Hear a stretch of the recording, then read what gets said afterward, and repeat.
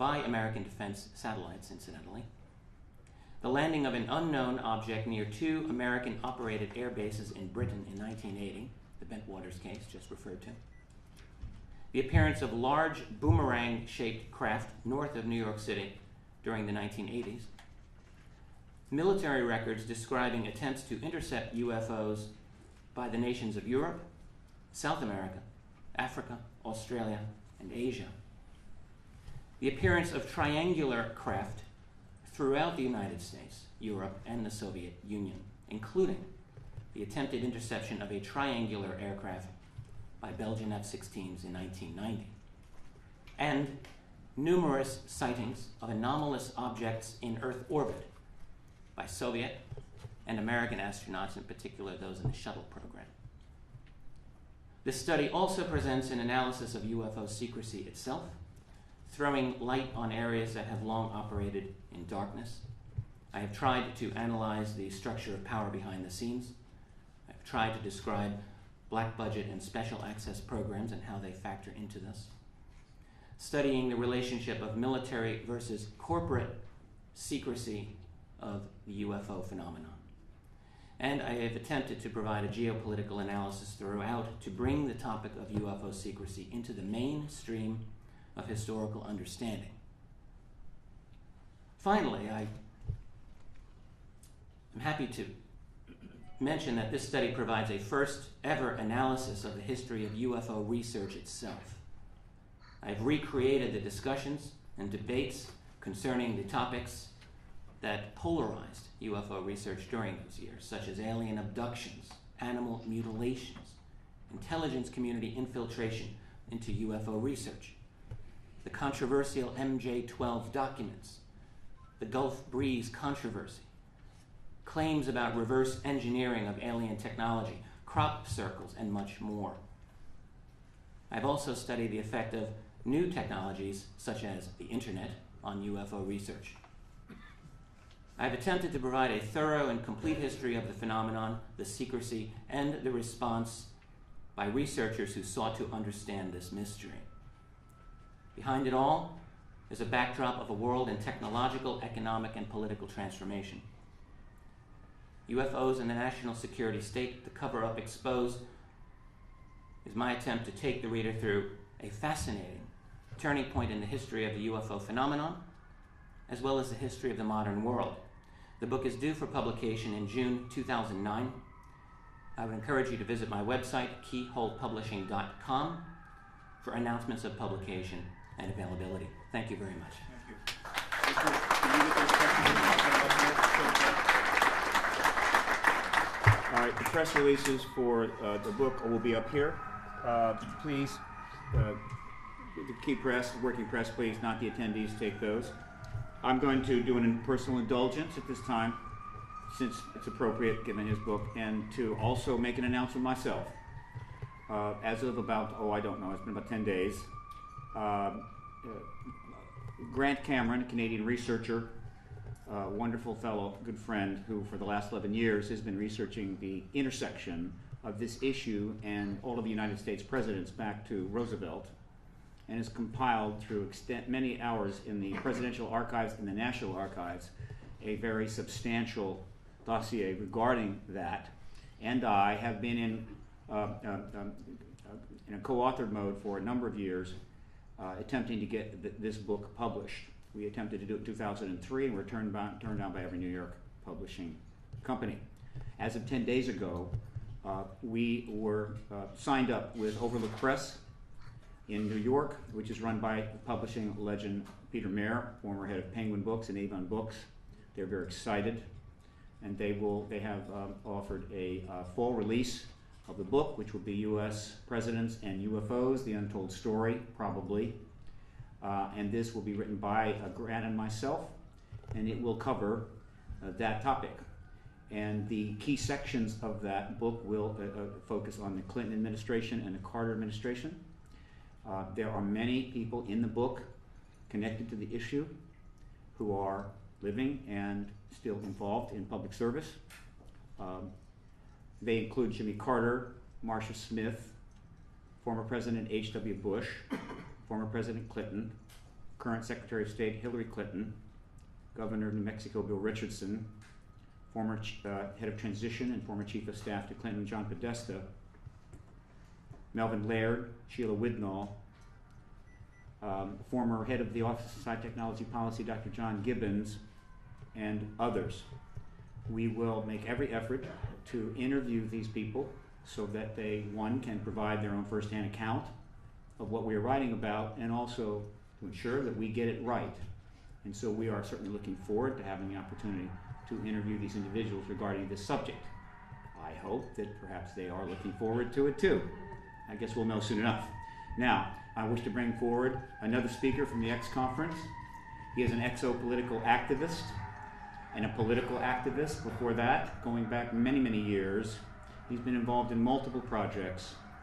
He has a Juris Doctor from Yale, currently lives in Canada, and he has another initiative he's working on with a number of individuals, and he wants to announce the developments there. Would you come forward, Alfred Weber? And the press releases on this are going to be up here as well. You can come and get it later.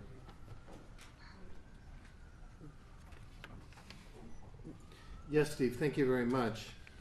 I'm Alfred Lambermont Weber of the Institute for Cooperation in Space, and I'm making this statement on behalf of a citizens initiative led by Ambassador John McDonald of the Institute for Multi-Track Diplomacy, who's here with us, as well as Dr. Michael Sala of the Exopolitics Institute, who is with us, and Victor Vigiani of Exopolitics Toronto, who's present in the room also.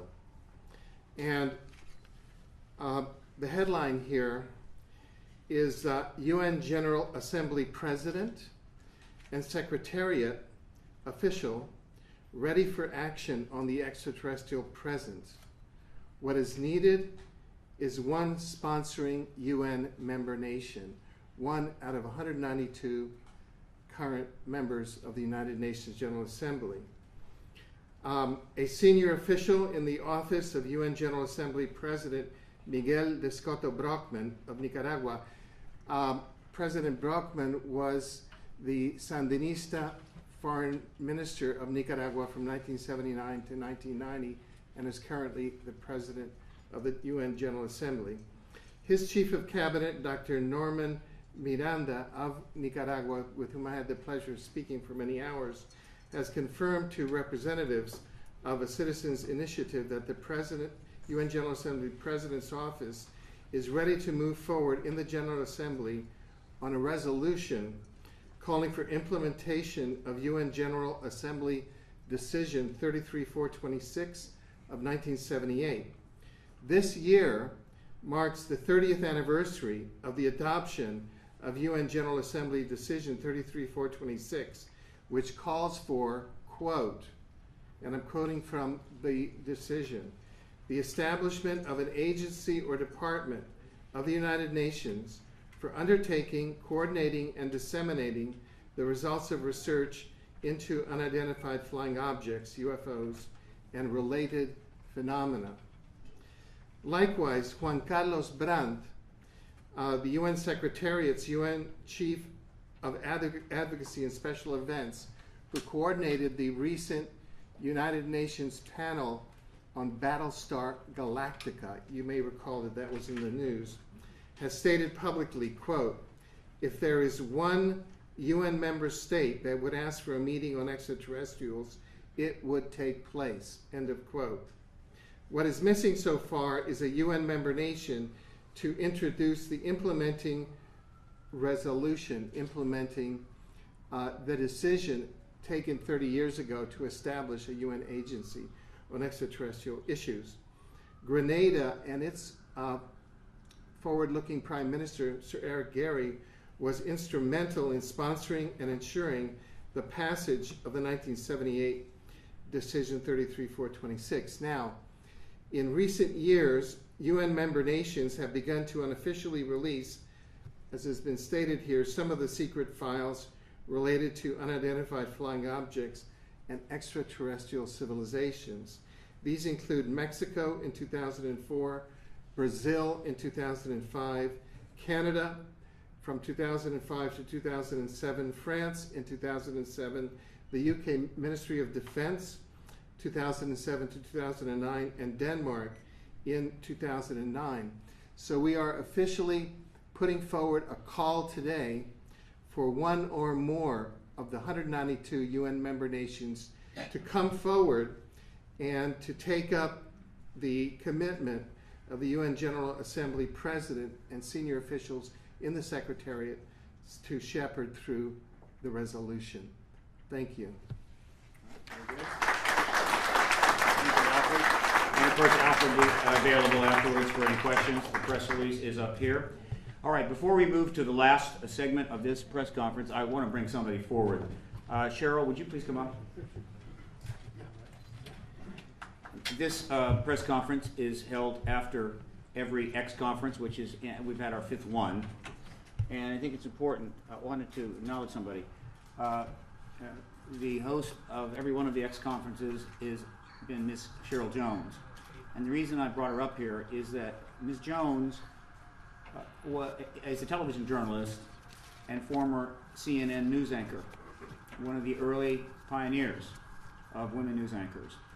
And she became interested and knowledgeable about the issue and had the courage to look into it and measure it, and as a result became involved and has lent her prestige and her background to us for 5 years, and I hope we'll continue to do so. But I wanted you to know about Cheryl. You want to say a couple things? Sure, Please. absolutely. Thank you so much for being here this morning. And I just want to say and reiterate something that you have already heard this morning, and that is that this story is absolutely the most important story of our time. And were it not for the courage of the people that you've heard from this morning, we wouldn't be here at this stage. We've been through times of seeing the story being ignored, ridiculed, discredited. The experiences that the people that you've heard from have been unbelievable. You've just heard a bit of it this morning. But the courage that the people that you've heard speak, what brings them to this day, those stories are just unbelievable. And we can only imagine, not having walked on the moon myself and not having been through the experiences of the people you've heard from, Major Torres. I can't even begin to even comprehend what they must have experienced. But having been in the television news business myself, I think I know a little bit about a good story, and I know from your presence here this morning you do as well. And let's hope from this day forward we can put the way this story's been treated in the past behind us, give it the proper respect and importance that it deserves, and heed some of the advice of Dr. Edgar Mitchell, and really look at it seriously, study the material, and listen to what's being made available to you. And again, thank you this morning. Thank you, Cheryl.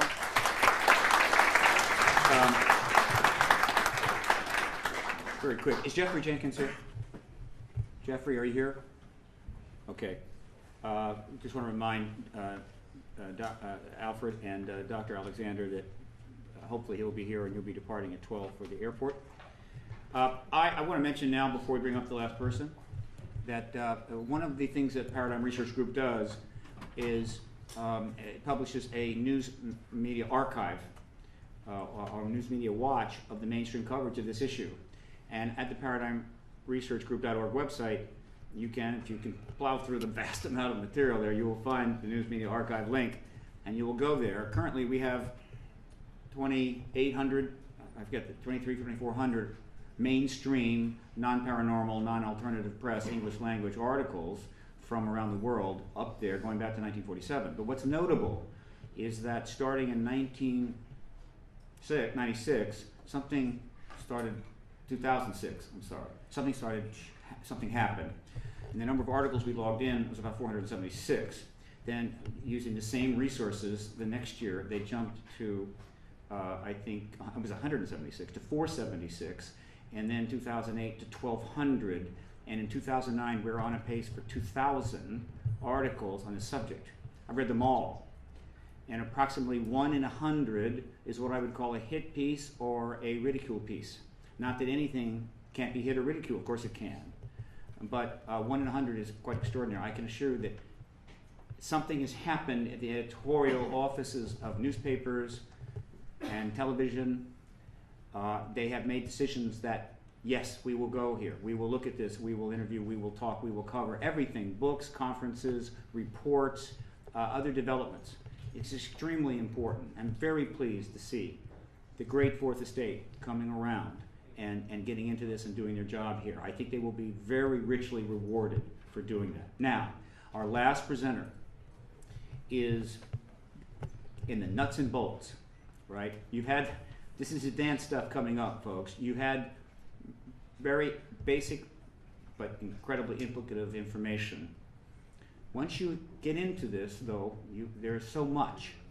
And one of the areas is, of course, evidence, tangible evidence. This gentleman, Dr. Roger Leir, is the leading researcher in the world on the removal of alleged implants or artifacts from individuals who believe they have had contact. The number of reports of contact, direct, including abductions, are in the tens and tens of thousands. They are filling the filing cabinets of researchers all over the world. The numbers could even be at 100,000. Many, many hundreds of these reports have been extensively written up. Many thousands have been investigated.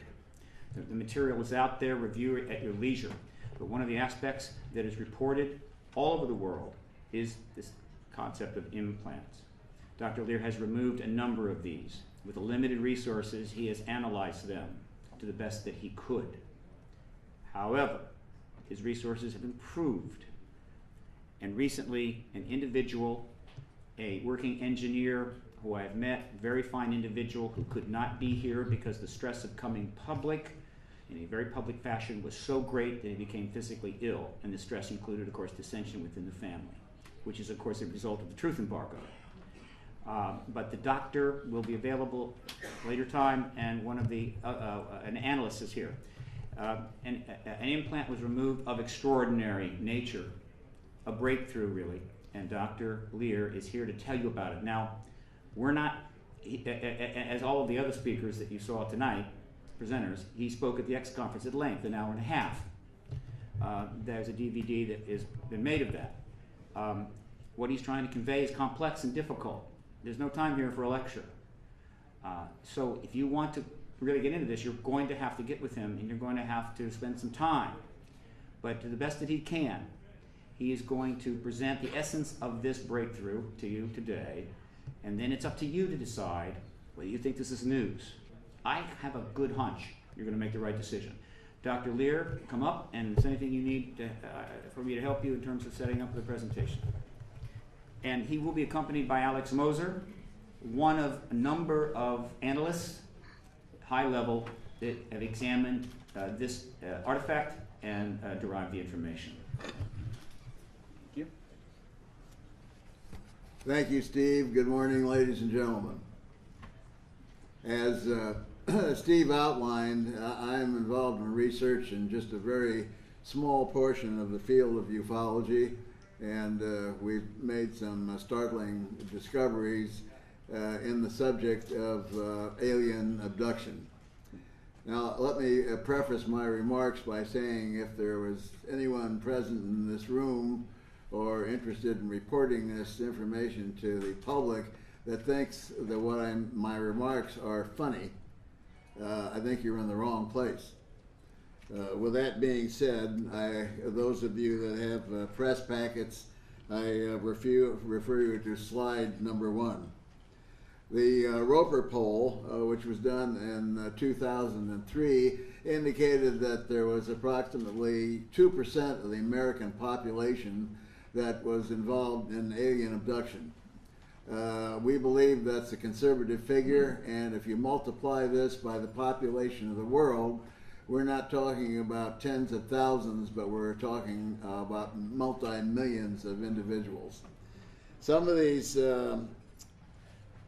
individuals have memories, what's been done on a craft, the objectives of what they can remember. Most of them do not have memories that are very, very explicit. Some need help with memory retrieval. What we've done is to set up a situation in which we don't allow anyone to undergo a surgical procedure that has had previous hypnosis. And that's just primarily from the fact that we don't need the criticism of a scientific study. However, if the information that is retrievable is to be had, we give that person the choice following the surgery procedure, and we refer them to a qualified specialist in that area. So today we're going to refer to some new information in a scientific vein only, and I'll try and spoon feed this to you as easily as possible without going into a lot of biological detail. Slide 1A in the press packet will show a picture of what one of these objects looks like.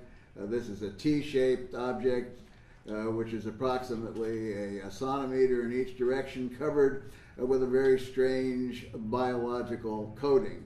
A coating that is so strong that when the object is freshly removed, you can't cut through it with a surgical blade. The next slide is slide 1B. Shows another kind of an object that we removed, another metallic rod, which is also covered with a similar dark gray impervious membrane. And this material is also very strong, and you can't cut through it with a surgical blade.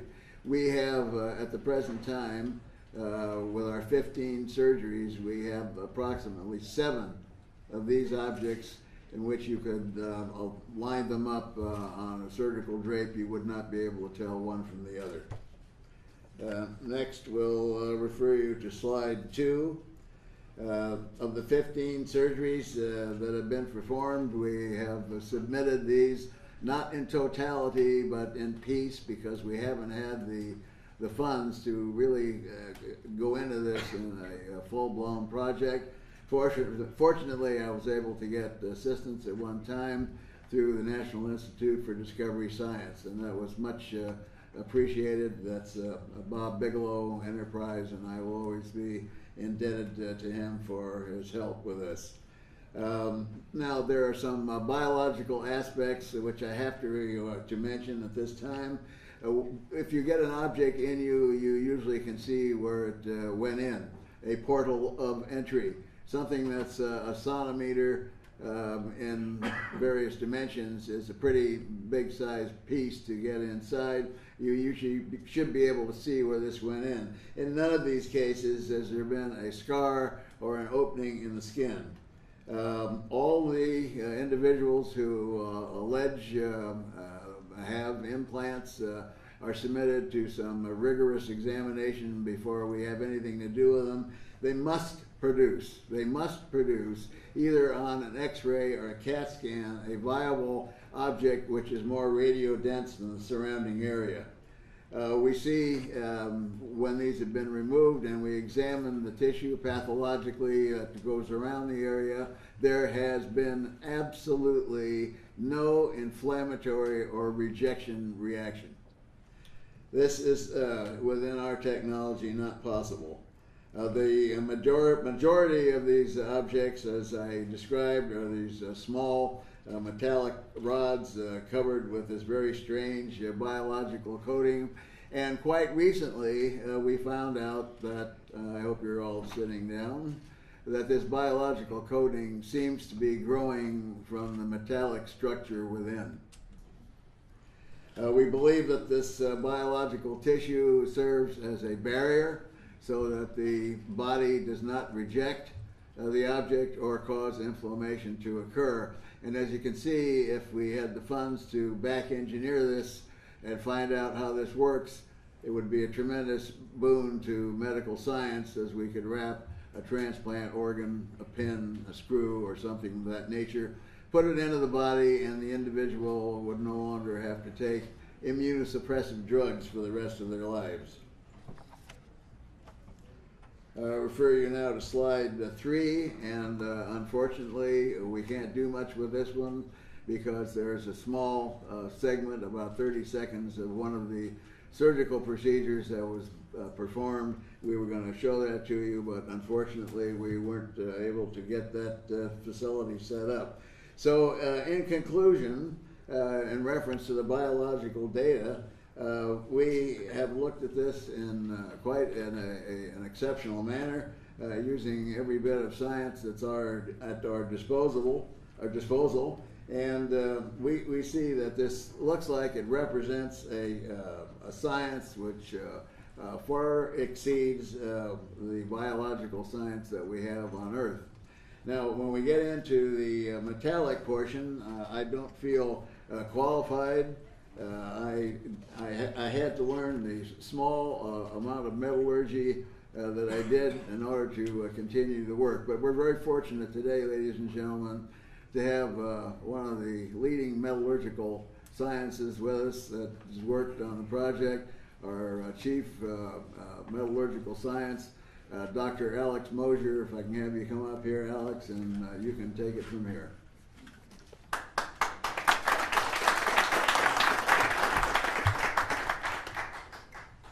Well, my background first, just to let you know, is I've got a PhD in physical chemistry. I've got a lot of strength in analytical instrumentation analysis, materials analysis. I've designed and built my own instruments from Raman to Hayes meters and the like. So we had a number of analyses performed, both within, while the sample was within the body, and also outside. Now, I'm going to refer you to the PowerPoint presentation that well, kind of looks like this. It's got, I think, this is black and white, but it has a 2 PowerPoint slides per page, and we're starting off at slide 9, and that should be in the press kit. Also, let me apologize. The press kit I produced some really awful images. I printed them out on a photographic printer, and they didn't seem to come out, I think, because of contrast issues. And I was planning to show them with a projector.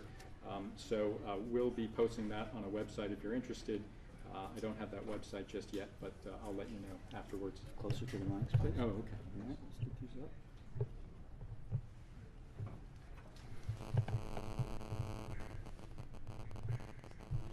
It's fighting me. Oh, I see the problem. No problem. Okay. All right, and get a little closer. Okay, so if we refer to slide 10, we can see the summary of the analysis performed. First in vivo, that was a radio frequency for determination of electromagnetic emission, X-ray for object verification, just as Dr. Lear had said, and CAT scan for object location. The in vitro, essentially outside the body in controlled conditions, was optical microscopy, and that was just for looking at microscopic appearance and comparing it to other similar objects. And also SEM EDX, which is scanning electron microscopy, so we can look at nanoscaled structures. And also coupled with that is EDX, which is energy dispersive X-ray fluorescence spectroscopy. And that's just for elemental analysis down to the sub% range. We also did Raman, which looks at the vibrational modes of either molecules or crystals, and that's for chemical determination, and also ICP MS, which is inductively coupled plasma mass spectrometry for elemental and hopefully isotopic analysis. So if we go to the next slide, slide 11, it just shows the results for the electromagnetic analysis. And from a Gauss meter, we saw that the magnetic strength was between 5 and 10 milligauss. And with a few different radio frequency analyzers, we could see that there were radio frequency emissions around the 14.7 megahertz range, and also in the gigahertz range at 17.6 gigahertz. And so this just shows that there seems to be some unusual emission. We would like to have some more controlled tests, but initially this shows that there could be some unusual behavior occurring. If you go to slide 12 with the X-ray, the image doesn't show up, the object doesn't show up very well on these images, and so again, we'll post these on our website.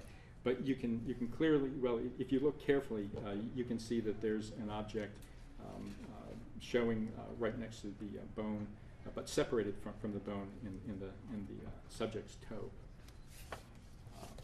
And the optical microscopy, there's essentially 3 different columns in the press pack, and the first column shows the object under low magnification.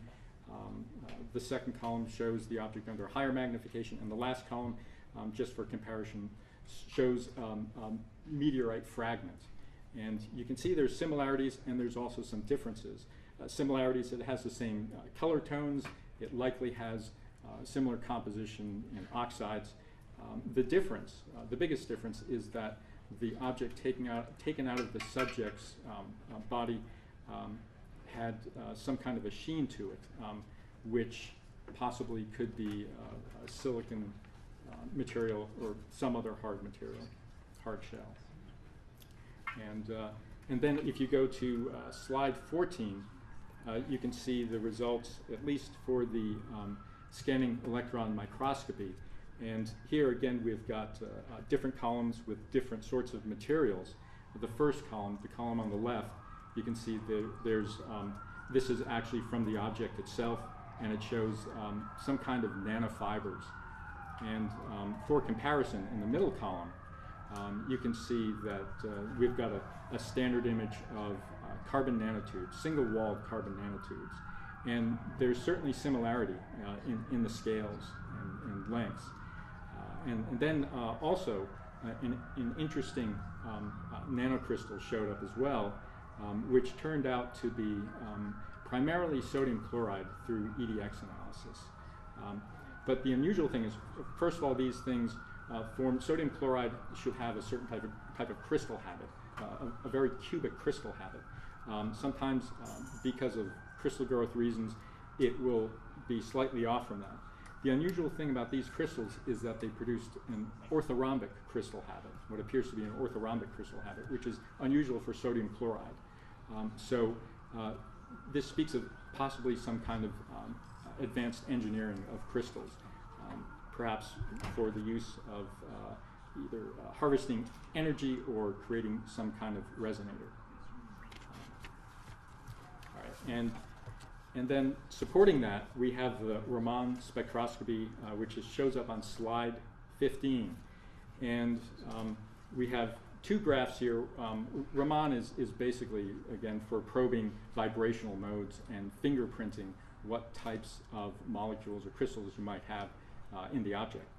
And we've got the graph on the left-hand side is essentially looking at very low vibrational, very low energy modes, and the graph on the right-hand side actually looks like, you probably can't see that. The graph on the right-hand side shows the higher energy modes within this material. And the interesting thing is, we compare it with a few different known materials. One, the one with the strongest signal, is just pure single-walled carbon nanotubes. It's also compared, the object is compared against a meteorite fragment, and also against silicon.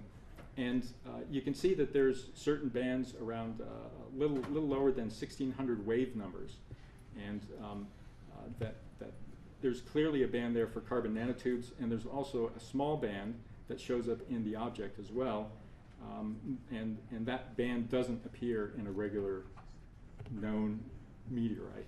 Now, so that supports the previous slides, the previous scanning electron micrographs, that those nanofibers could be carbon nanotubes. The correlation is pretty stark, actually. And so, again, having something like carbon nanotubes or nanofibers in this sort of object, you don't find these things in nature. They have to be somehow processed, engineered, and they're not easy to make. And of course, the field of carbon nanotubes is getting to be rather large now. It's an area of exploration in the sciences, and so we suspect that there's some kind of engineering occurring within this object. The ICP mass spec, the mass spectrometry, which also gives some kind of elemental analysis and even can offer some kind of isotopic ratio analysis, also showed some unusual data. And essentially, and this is on slide 16, because of the presence of gallium, germanium, platinum, ruthenium, rhodium, and iridium in the combination in which these elements show up, it's typical of a meteoric sample. Now, there are many different types of meteors that have been analyzed, but having that combination and the concentration combinations of those elements indicates that this might be a meteoric sample or something along those lines. Also, there was a deviation of nickel. This is looking, a deviation of nickel from terrestrial isotopic ratios that the analysis lab couldn't explain, and it requires further study. And so the combination of all these things, if we go to the conclusions, the combination of all this data indicates some kind of unusual engineering within this object. Elemental analysis indicates it's likely non-terrestrial. It could be meteoric, possibly. It could be something else. The SEM and Raman analysis indicate carbon nanotubes in the object. To date, carbon nanotubes have not been found in meteorites. There's one meteorite that's been analyzed that showed some kind of carbon onion structures or something resembling buckyballs, but nobody's ever found anything resembling carbon nanostructures or threads or fibers. So this is unusual in itself. And of course, the electromagnetic emissions indicate possibility of a functional device that may serve to monitor or control. Now, all this analysis that was performed on a relatively low budget, and to really do a very thorough analysis, we need more money to do this work just to pay for the analysis itself. And there's many other analyses that we could do that might show some kind of a circuitry or some kind of structure similar to some kind of a operating circuit. And so we need to be able to perform those analyses and pay for those analyses and go through the whole entire analytical process in a much more thorough manner. I think that's it. Okay. Yeah. Stay right there. Do we have any questions at this time about this? This is very sophisticated stuff. Tom Vallone is a very sophisticated guy. The two emissions in the megahertz and gigahertz frequencies, you didn't indicate the wattage that might be measurable. Also, is this energy harvesting that's actually powering those emissions? Because there's no battery board, right? You're right. I mean, we really don't know. It certainly could be, and it would make sense. I mean, to power a device over the long term requires some kind of energy harvesting, and there's plenty of energy sources within the body itself, either thermal, vibrational, electromagnetic as well. But so you didn't measure the radiation. Not in a fashion that was controlled to my liking. I mean, we have to have it within a Faraday cage and make very careful measurements. Into the mic. Okay, another question? Richard? Yes, sir. Could you please just summarize because that went way over my head. Okay. I dropped out. Yeah, sorry. What Dr. Lear asserted, does your research show that this was A, non-terrestrial, and B, a device? It's very likely it is non-terrestrial. I'm, let's say, 95% sure. And whether it's a device or not, I would say the electromagnetic emissions indicate that also there's about a 90% chance that it's a functional device. But we really need to do a lot more work. So your evidence is consistent with... Oh, yes, yes, you're absolutely. You're 90%, 95%. Yeah. So you sort of feel, short of scientific certainty, that this is a device of non-terrestrial origin. Right. Question? Does the device continue transmitting once it's in vitro outside the body? No, I don't think so. No, I don't think we had done that. The analysis. only thing we know is the magnetic decay is from about 2 to 6 weeks. Okay, right. So it loses its magnetism once it gets outside the body. It doesn't seem to emit anything else after that time. Yeah.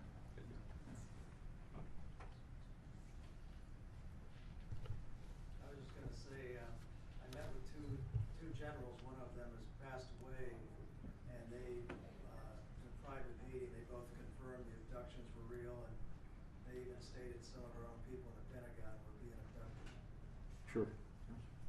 That's right. Yeah. It's a actually very, very big phenomenon. It's happening quite often, quite frequently. I have a question about abductions. When this 2% of U.S. populations are abducted, how long they are gone?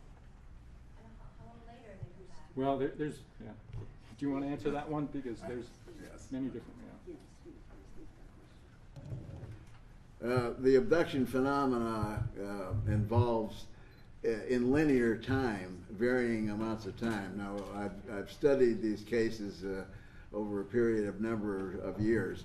And as you know, the Travis Walton case is a case in which the individual was taken aboard a craft, and it was days later before he was returned in linear time.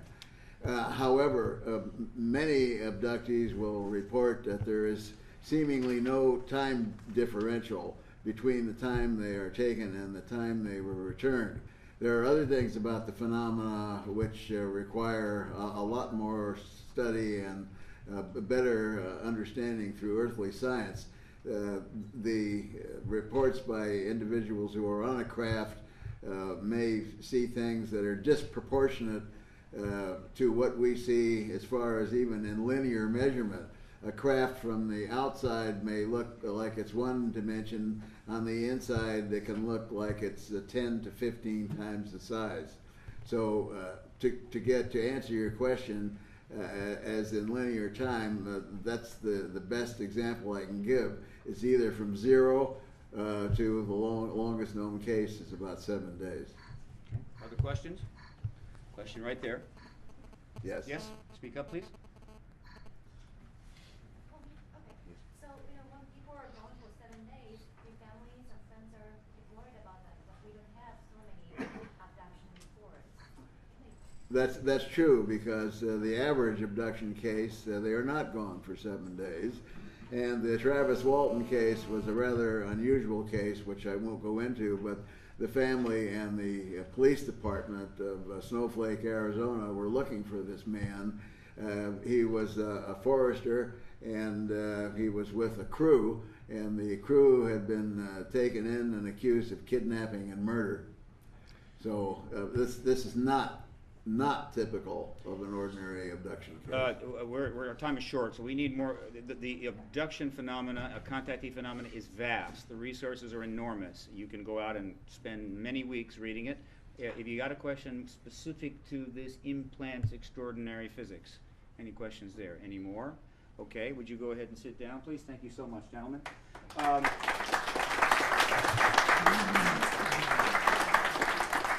But I will add this, that tens of thousands and thousands of reports are coming out. Many of them involve implants. Many of these have been analyzed. They come from in the navel cavities, other parts of the brain. earlobes, arms, and what have you. It's extraordinary physical evidence. I point this out not because I believe it's necessary to confirm the ET presence. That's been proven many times over. In fact, it was proven by 1952. But there are people who like that physical stuff. They want to see that. Well, there it is. So one can look into this at their leisure. Dr. Learwood and Alex will be available afterwards. All right, and you can question them then. Now, I'm going to bring this now to a close. Some housekeeping things very quickly. Alfred and Dr. Alexander, your ride will be waiting for you at 12 directly downstairs. You want to get downstairs out the 14th Street entrance about 5 of 12, and you'll be gone. It's Jeffrey Jenkins, all right? Secondly, all speakers and activists connected to PRG and special PRG guests are to meet in the Fourth Estate restaurant for a working lunch for the next few hours. You can go in really any time. They're kind of set up, but we'll get underway around 12.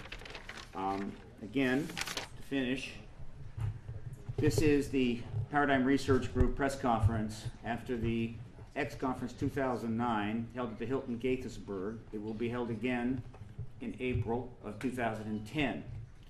I believe, as I've said publicly on many, many radio and television programs, that the Obama administration, through the nature of who they have appointed and other indications and other information I'm receiving, has made a decision to disclose the ET presence. But that is, of course, an assessment. They are certainly not saying anything. All right? However, the window of opportunity is very, very wide.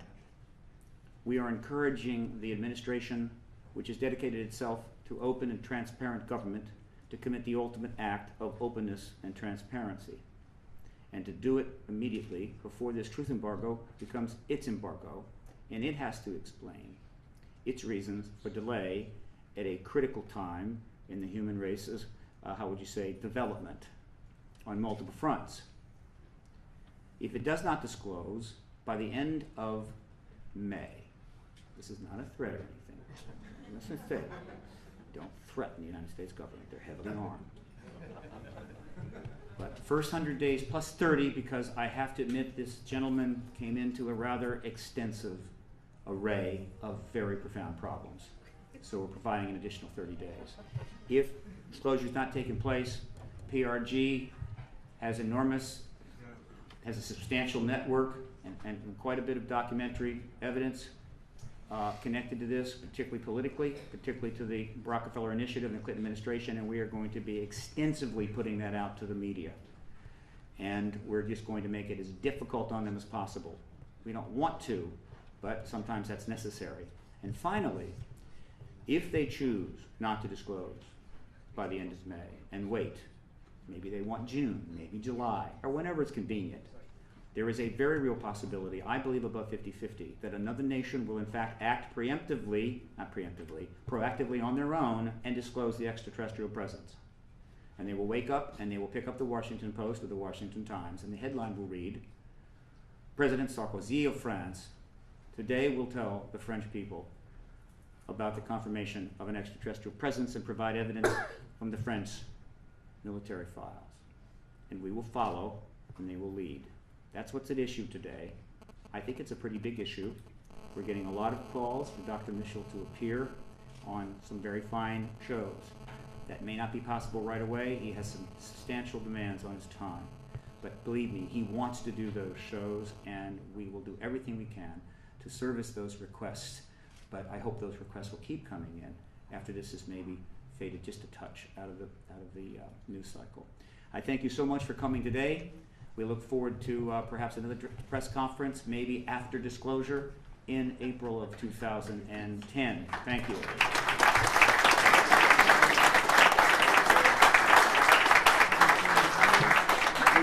We have press releases up here for Alfred Weber and for Richard Dolan.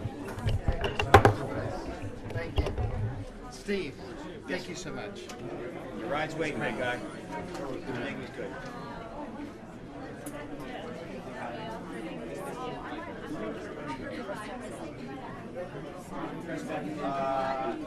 Talk to Russ.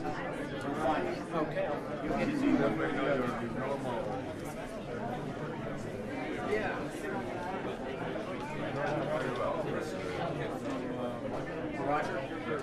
you need to get rid of it. There's a lot of matter. They can certainly get you one by mail. But 95% is